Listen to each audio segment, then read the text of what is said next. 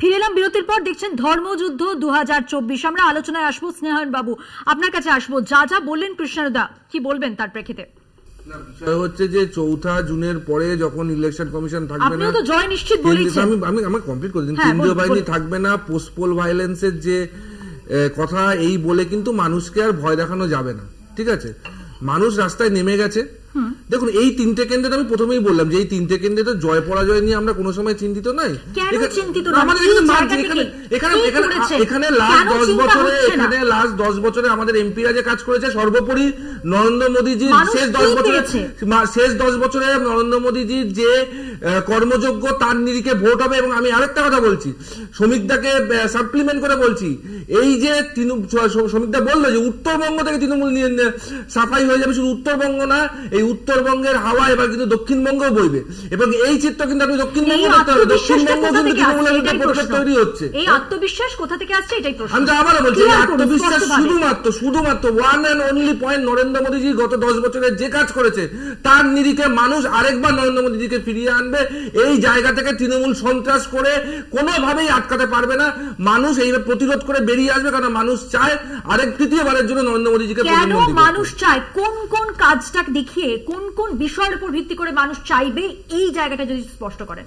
3টে বিষয়ের উপর: খাদ্য, বস্ত্র, বাসস্থান। যেভাবে 80 কোটি মানুষকে উনি গত 3-4 বছর ধরে ফ্রিতে রেশন দিয়ে এসছেন, আগামী 5 বছর ধরে দেবেন।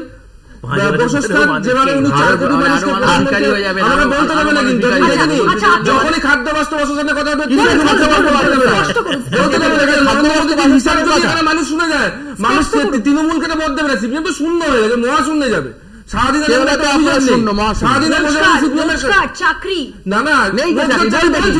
আমি তো বলছি রোজগার, চাকরি আছে, শুধুমাত্র আমি বলছি ভারতবর্ষে আছে investment through employment.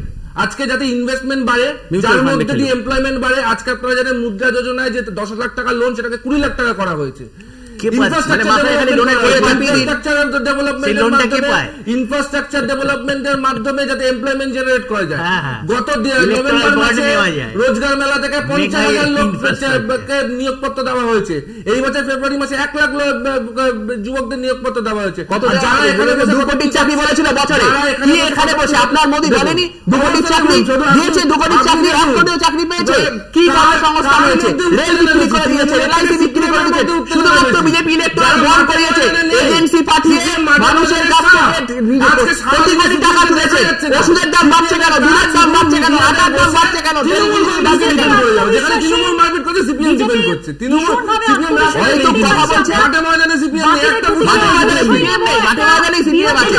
Electoral bond ওই জন্যই ইলেকট্রাল বন্ড শুনতো, ইলেকট্রাল বন্ড দাম না, একদম পরিষ্কার হয়ে গেছে। মোদি মিথ্যা কথা বলছে দাঁড়িয়ে, লজ্জা করে না? লজ্জা করে না আপনাদের? এই 3টে কেন্দ্রে 5%